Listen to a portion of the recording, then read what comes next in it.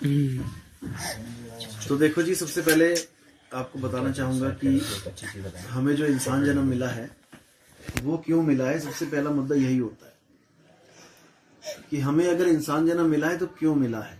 क्या मकसद है कि हमें इंसान बनाया गया और गलियों में जो कुत्ते बिल्ली घूम रहे हैं उनको जानवर बना दिया।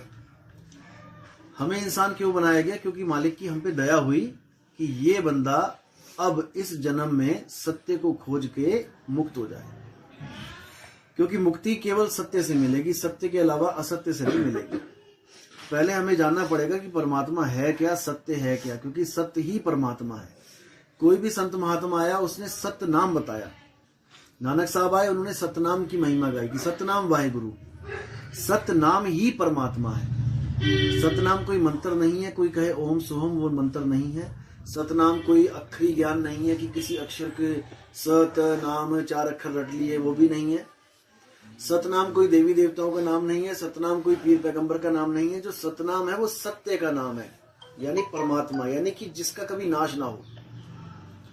अब क्या है जिसका नाश ना हो, वो हमने खोजनी है वस्तु। हमारा शरीर 5 तत्वों का है। वायु से सांस बनी है, अग्नि से हमारी बॉडी का टेम्परेचर बना है, डॉक्टर के पास जाते हैं थर्मामीटर लगाने। पानी से हमारा खून, आंसू, लार ये बना है। मिट्टी से हमारी खाल, हड्डियां, दांत ये बना है, बाल। और आकाश से क्या है? हमारा मन, वो बना है। निराकार आकाश, निराकार मन, एक ही चीज है। अब इन्हीं 5 तत्वों में हमने क्या करना है? हमने सत्य को खोजना है कि इन 5 तत्वों में तो कोई सत्य है नहीं। पांचों अविनाशी नहीं है, पांचों बदलते हैं, माया के अंडर है। वो क्या चीज है जो कभी बदलती नहीं है? वो है सत्य। वो क्या है? वो हमारा आत्म स्वरूप है। एक होता है जीव आत्मा। फिर समझ लो, कई लोग मुझे कहते हैं आप आत्मा को ही क्यों बोलते हो कि आत्मा परमात्मा जैसे। वहां पे वो लोग ये नहीं समझ पाते कि मैं कहना क्या चाह रहा हूं। जब मैं कहता हूं कि आत्म स्वरूप, शुद्ध आत्म स्वरूप, तब उसको मानो कि वो परमात्मा बोल रहा हूं मैं, जिसमें कोई विकार ना हो। जब मैं कहता हूं कि आ रहे हैं जा रहे हैं, तो समझ जाओ कि मैं जीव आत्मा की बात कर रहा हूं। 2 प्रकार, एक जीव है और एक आत्मा है। जब कहीं भी सत्संग में मैं कहता हूं कि शुद्ध चैतन्य स्वरूप आत्मा, तब समझ जाओ कि वो परमात्मा और आत्मा एक रूप है। जब मैं कहता हूं भटक रहे हैं या फिर आ रहे हैं जा रहे हैं, तो वो सुरत रूपी जीव आत्मा हो जाती है। सुरत क्या होती है? हमारे शरीर का जो, हमारी आत्मा का जो ध्यान है, उसको सुरत कहते हैं। जैसे मैं यहां बैठा हूं और मेरा ध्यान दीवार में है, तो मैं यहां पर भी हूं और मैं वहां पर भी हूं। मैं दोनों जगह काम कर रहा हूं। यहां पर मैं अचल हूं, बैठा हूं, कहीं चल नहीं रहा हूं, लेकिन सुरत के रूप में मैं पूरा देख रहा हूं। कभी छत पे जा रही है, कभी कहीं जा रही है, कभी। तो सुरत जो है चलायमान है। आत्मदेव अचल है।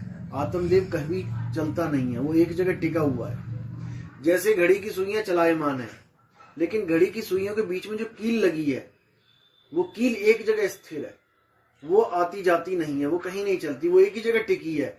उस कील की वजह से ये तीनों सुइयां घूम रही हैं। तो इसी तरह हमारे आत्म स्वरूप की वजह से मन भी भाग रहा है, माया भी भाग रही है, सुरत भी भाग रही है। आत्मा से ही ताकत ले रही है। आत्मा की ताकत अगर खत्म हो जाए तो ये सब कुछ खत्म है। इसी आत्म स्वरूप को जानने के लिए संत महात्मा हमें प्रवचन करते हैं कि तुम सत्य को जानो। सत्य क्या है? हमारा शुद्ध चैतन्य आत्म स्वरूप ही सत्य है। और जो हमारी सूरत है ये अविनाशी है। इसको जीव बोला गया है, इसको सोहंग बोला गया है।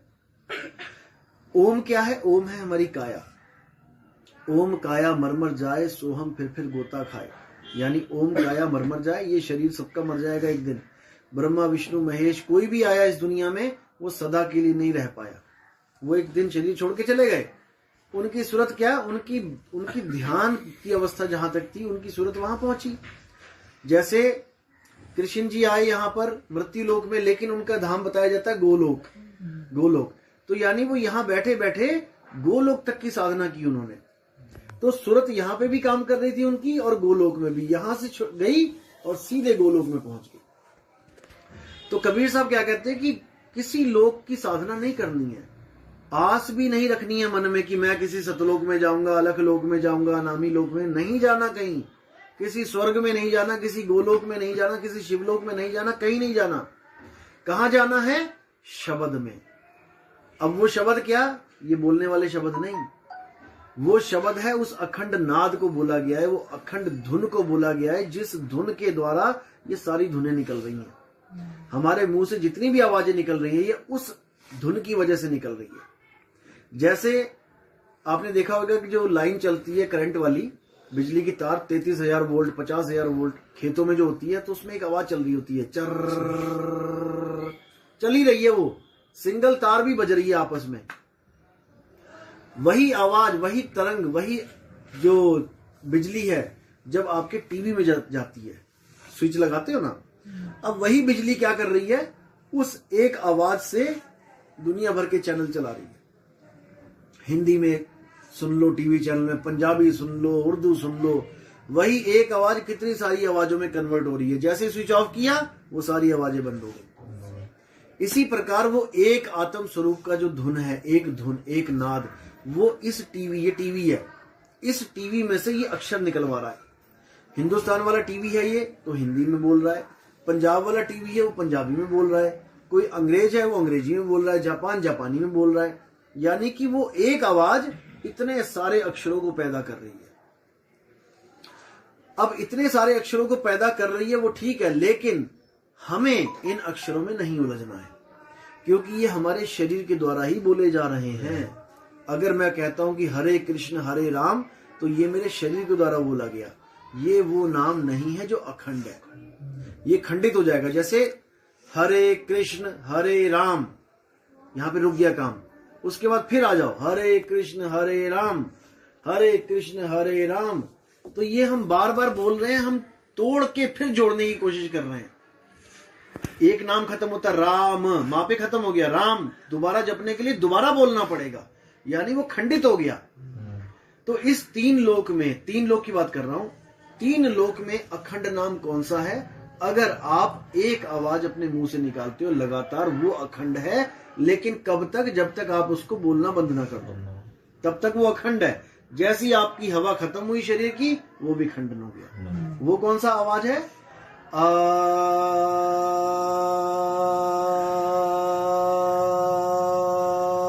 ये लगातार चल रही है, इसको रुकना नहीं पड़ा। किसी ने इसको अकार कह दिया, किसी ने इसको ओमकार कह दिया।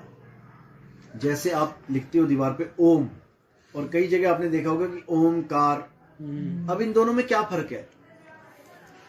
हम देखते हैं ना कि ओम लिखा है, ओम केवल दो अक्षर लिखे ओम, और कहीं लिखा होता ओमकार। इन दोनों में क्या फर्क है? सुनने में देखने में लगेगा एक ही तो है, ओम कह दो ओमकार कह दो, पर नहीं, एक नहीं है। ओम तब होता है जब आप केवल एक बार बोलो ओम। अब ये ओम है, अब ओमकार क्या है? ओ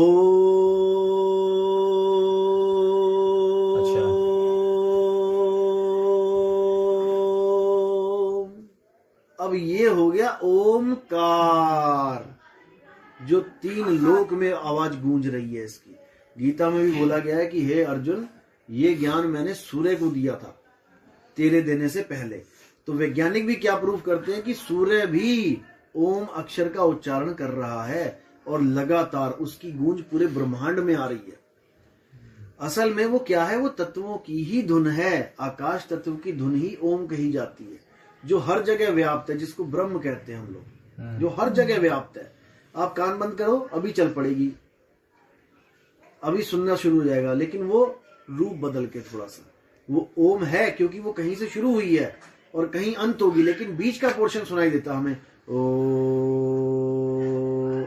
वो चलती है, लेकिन बहुत महीन सी चलती है। ये अभी चल रही है वो। हाँ, वही उसी को बोला गया है, उसी को बोला एक वो गया सुर, वो चलती झिंगुर जैसी, वो लगता है कि लगातार है, लेकिन भाई ये तब शुरू हुई ना जब तुम्हारी बॉडी बनी है, जब ये संसार बना। इससे पहले कहाँ थी ये? इसीलिए उसका आदि है और उसका अंत भी है, लेकिन तुमने बीच का पोर्शन पकड़ लिया है, इसलिए तुम्हें लग रहा है कि हाँ वो लगातार चल रही है। तो उस ओंकार से परे जो ज्ञान है, ब्रह्म से परे का जो ज्ञान है, वो है सतगुरु बंदी छोड़ कबीर साहब का ज्ञान। वो कहते हैं कोई भी अक्षर तुम्हारे मुंह से निकलता है, A to Z, Ram Ram Ram Ram, चाहे कबीर कबीर ही क्यों ना जपते रहो, कबीर कबीर कबीर, सत कबीर, अल्लाह कबीर, कुछ भी करते रहो, वो सब नाम नकली हैं। वो सब नाम एक आम इंसान ने बनाए हैं। जैसे हमने फल के नाम रख दिए, सेब, संतरे, इनका कोई नाम नहीं है अपना। अभी अंग्रेज के पास जाके बोलो कि ये क्या है, वो कभी जिंदगी में नहीं बोलेगा ये सेब है, वो कहेगा एप्पल है। क्यों? क्योंकि उसने नाम रख दिया एप्पल। हमने रख दिया सेब तो हमें लगता है कि ये सेब ही है। समझ रहे? इसी तरह हमने नाम रख दिए भगवानों की, राम तो राम ही है, कृष्ण कृष्ण ही है।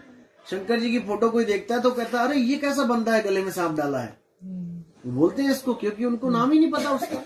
लेकिन जब यहाँ पे 2-4 बार मंदिर में घूमते तो पता लग जाता है भैया शिवा है ये, क्योंकि हमने उसका नाम रखा है। क्या कैसे रखा है? क्योंकि ये अक्षरों की खोज हो चुकी है। अगर अक्षर हटा दो इस दुनिया से, जैसे कुत्ता कोई अक्षर नहीं बोलता, बिल्ली कोई अक्षर नहीं बोलती, तोता बोलता है, वो हमारी भाषा बोलता है हमसे कॉपी करके।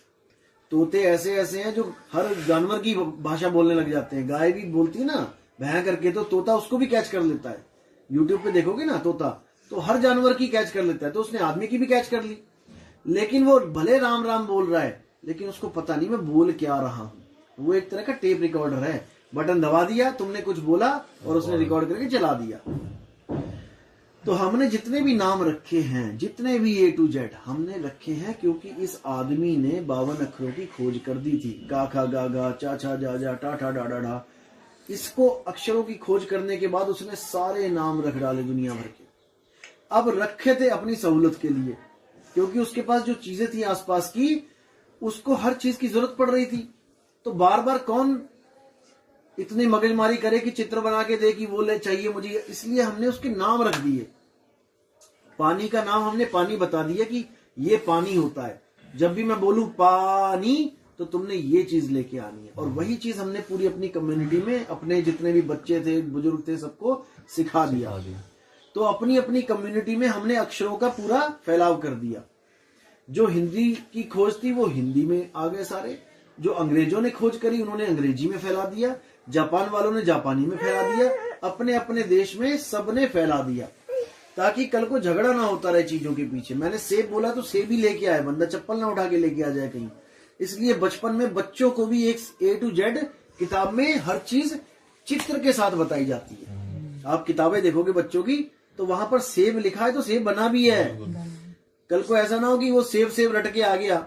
जैसे छोटी सी कहानी बताता हूँ मैं। एक आदमी था, उसके 2 बच्चे थे। तो एक बच्चे को उसने एडमिशन करा दिया कॉन्वेंट स्कूल में, बढ़िया स्कूल में। उसकी फीस थी 5,000 रुपए 1 महीने की। अब उसने देखा कि भाई मेरे इतनी आमदनी तो है नहीं मेरी कि मैं 10,000 रुपए लगाऊं, मैं दूसरे को ऐसा करता हूँ सरकारी स्कूल में डाल देता हूँ। तो सरकारी स्कूल में जब उसने डालने गया तो वहां पर जो फीस थी वो थी सारी 500 रुपए। कहता कमाल हो गई, बहुत बढ़िया। तो 5,000 वाला रख लिया उधर, बच्चा डाल दिया, और 500 वाला इधर हो गया। लेकिन जो 500 वाला भी जो टीचर था ना, वो बड़ा आलसी था। वो ज्यादा मगजमारी नहीं करता था बच्चों के साथ, सरकारी था। तो जब वहां पे पहले दिन बच्चे गए, और पहले दिन जब वो अपना स्कूल में सीख के आए, घर आए वापस, तो पापा को बताया उसने, पूछा हाँ बेटा क्या सीखा आज तुमने? तो दोनों बच्चे शुरू हो गए, A for apple, B for bat, C for cat, D for dog. तो पिता हैरान, कहता कमाल हो गई, ये प्राइवेट वाला भी वही बता रहा है और ये सरकारी वाला भी एक सी बात बता रहा है। यार इससे अच्छा तो मैं दोनों को सरकारी में डाल दूं, उसको मैं 5,000 क्यों दे रहा हूं फालतू में। लेकिन फिर वो सोचता है कि यार ऐसा कैसे हो सकता है, कुछ तो भेद है। वहां 500 क्यों है, वहां 5,000 क्यों है? परीक्षा ली जाए इनकी। तो क्या कहता है कि बेटा फ्रिज में जाके एप्पल लेके आओ। अब जब वहां पे जाता है वो एप्पल लेने, एक तो उठा के ले आता है और दूसरा खड़ा देखता रहता है। फ्रिज अलग अलग थे दोनों के। अच्छा। वो अपने फ्रिज से ले आता उठा के, वो खड़ा देखता रहता है क्या लूं इसमें से, क्योंकि बहुत सारी चीजें हैं। तो कहने का मतलब वहां पर चित्र के साथ पढ़ाया जा रहा था। A फॉर एप्पल, ये है एप्पल, B फॉर बैट, ये है बैट। और जो सरकारी वाला था वो किताब खोले बिना, हाँ बेटा बोलो A फॉर एप्पल, जैसे 2 का पहाड़ा करते हैं। तो उनको रटवा दिया उसने, लेकिन वो ज्ञान नहीं दे पाया। किताब खोलने का उसने मेहनत नहीं करी और वो रटवा दिया केवल। इसी प्रकार हमने क्या किया, हमने जितने भी अक्षर थे उसके द्वारा हमने क्या किया, चीजों के नाम तो रटवा दिए, दुनिया को बता भी दिया। लेकिन हमने एक गलती क्या कर दी, हमने भगवान के भी नाम रखने शुरू कर दिए। बस ये गलती हो गई हमसे। यहां पर भी हमें वस्तु बतानी चाहिए थी कि वो होती क्या है। जब हम कहते हैं राम तो हमारे सामने एक धनुष बाण वाला चित्र आ जाता है कि भैया राम। हम कहते हैं दुर्गा तो हमारे सामने एक चित्र आ जाता है दुर्गा। हम कहते हैं कृष्ण तो हमारे सामने आता है कृष्ण।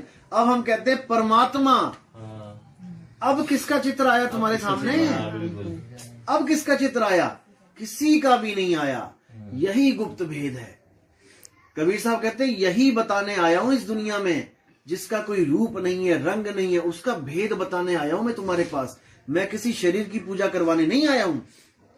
इसलिए उन्होंने शरीरों को और उसके नामों को बिल्कुल खंडन कर दिया कि नहीं करना है। नाम है तो शरीर है तो नाश है, क्योंकि किसी का भी शरीर अजर अमर नहीं है।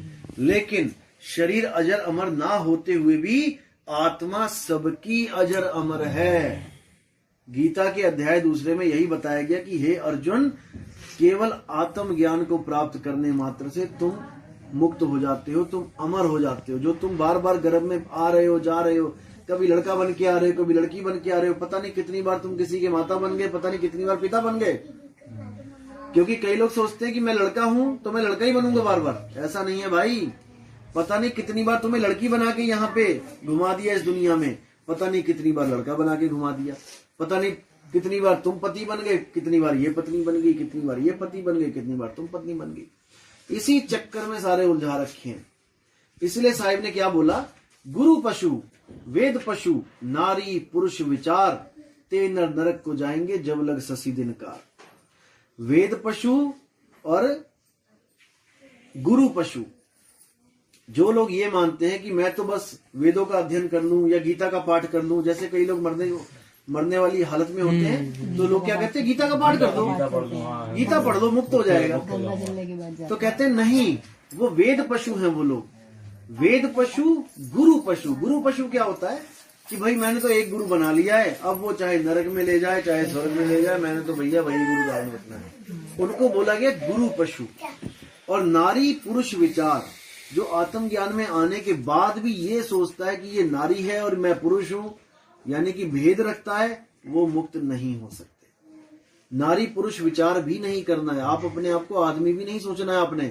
अगर आप अपने आप को आदमी सोचोगे, आप अहंकार में रहोगे, देह अहंकार में, खत्म नहीं होगा, जन्म मरण खत्म नहीं होगा। आपने अपने आप को एक आत्मा समझना है कि मैं एक आत्मा हूं और मेरा कभी भी किसी काल में मेरा नाश नहीं होता। देवी इसमें भागवत गीता में बिल्कुल स्पष्ट लिखा है अध्याय 2 में कि हे अर्जुन, ऐसा कोई समय नहीं था जिस समय पे तू, मैं या ये राजा महाराजा नहीं थे। ये सदा सदा से हैं। ये मत सोच कि आज ये मर गए और कल को ये नहीं रहेगी। ये उसी वक्त पैदा हो जाते हैं कहीं ना कहीं जाके। तो हमने किस में रहना है? हमने आत्म ज्ञान में रहना है। इसीलिए साहिब ने बोला कि आत्म ज्ञान बिना नर भटके, कभी मथुरा कभी काशी, जल में मीन प्यासी, मोहे देखते आवे हासी। कि आपने आत्म ज्ञान के अलावा और कोई ज्ञान नहीं लेना है। आत्मा के अलावा जितनी भी वस्तुएं हैं इस दुनिया में, वो सब नाशवान है। आप किसी भी भगवान की पूजा कर लो, वो स्वयं नाशवान है शरीर रूप में। अब कई लोग कहते हैं भगवान कैसे नाशवान हो सकते हैं? तो जब वो हथियार लेके घूम रहे हैं, कृष्ण जी के पास चक्र है, राम जी के पास धनुष है, किसी के पास तलवार है, किसी के पास कुछ है, वो क्यों है? वो पहले अपनी सेफ्टी के लिए है कि कोई मुझे बाण मारेगा उससे पहले मैं मार दूंगा। अपनी सेफ्टी, क्योंकि शरीर है। लक्ष्मण जी ने थोड़ी सी सेफ्टी, सावधानी हटी, दुर्घटना घटी, हो गए थे ना बेहोश। भाई बेहोश हो गए थे ना, शरीर है इसीलिए तो बेहोश हो गए। शरीर ना होता तो कैसे बेहोश होते? आत्म स्वरूप में स्थित होते तो कैसे बेहोश होते? इसलिए शरीर ही बंधन है। और शरीर को जो चला रही है वो क्या है? वो है हमारी सुरत। इस सुरत की वजह से हम बार बार जन्म रहे हैं, बार बार मर रहे हैं, बार बार जन्म रहे हैं। तो सुरत का सारा खेल है। सुरत का क्या काम होता है? सुरत क्या करती है? शरीर को चलाती है। जैसे अभी आप यहाँ पे बैठे हो, आंखें खोल के बैठे हो, सत्संग सुन रहे हो, तो आपकी सुरत यहाँ सत्संग में है, लेकिन पीछे ठक ठक होने लग गई तो आपकी सुरत पीछे भी चली गई। अब दोनों काम हो रहे हैं, वो पीछे को भी महसूस कर रही है, वो यहाँ को भी महसूस कर रही है। इसी प्रकार जब आप सो जाते हो तब आपका शरीर बेड पे पड़ा होता है, लेकिन आपकी सूरत सपने में होती है। सपने में एक